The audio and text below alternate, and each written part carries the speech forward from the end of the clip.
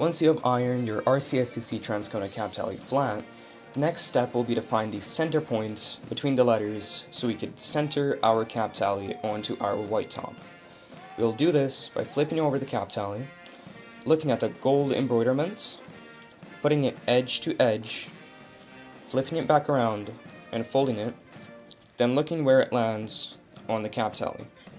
For transcona, it will always land between the R and the A.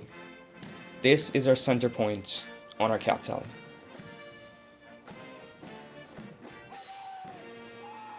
Once you've found the center point of your cap tally, we are now officially ready to tie it on to our white top.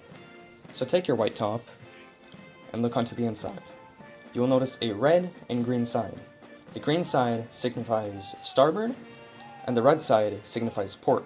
We will be tying our bow onto the port side.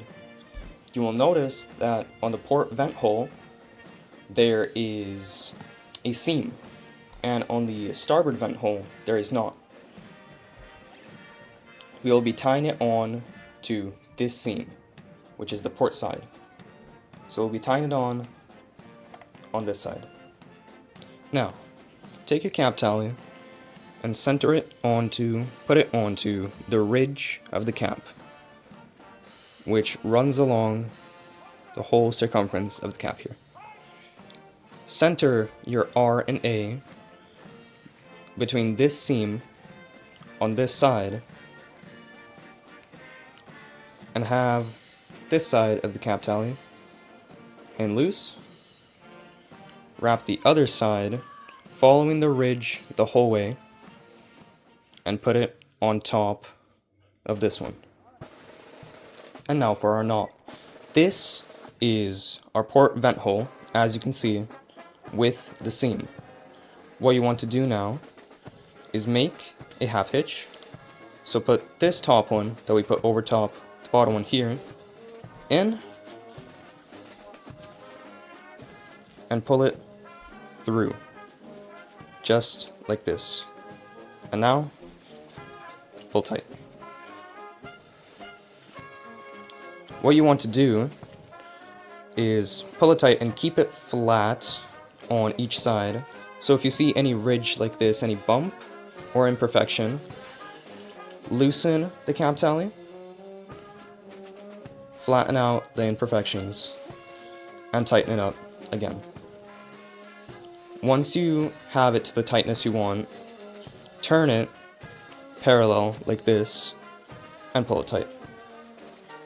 Then keep your thumb on that knot. Now this is the tricky part, because your knot will come undone quite a lot. Some people like to put a reef knot onto here, but I feel it looks too bulky and it makes the cap look bad. So we're gonna tie the bow straight onto here. So from here, keep your thumb on here, try to keep the tightness of your knot, and take your top piece, fold it back into an ear, like this, and keep it like that. So have an ear with the top one, like that. Now you're gonna have to let go, but try to keep the same tightness, and wrap this one, your bottom piece, across the top one, like that. You will notice now that you've created a loop under here. Your bottom piece will go through that loop, just like this. Now you take both ears and you pull them tight. From here, keep on alternating from these loose ends and your ears to make your bow. Once you have roughly shaped your bow, take this side. As you can see, our loose end is on the front. We want the bow on the front. So what we're gonna do is we're gonna take our bow and we're gonna twist it. We're gonna twist it forward so this piece is in front and not in the back. And now you can see it's now in the front. Now keep on shaping, keep on pulling on the ears like this to tighten it, and on the loose ends to adjust it. Keep on doing that until your bow is roughly 3 centimeters on each side. Now we have completed the bow and just have these loose ends. Most people trim these loose ends, but what I would like you to do is tuck them with a pair of scissors or anything flat you can find under here and under here.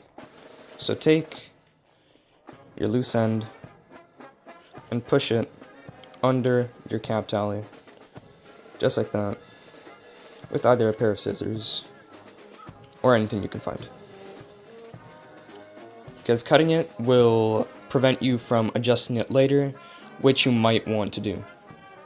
And once you've tucked it in, that is our last step, and this is our final result.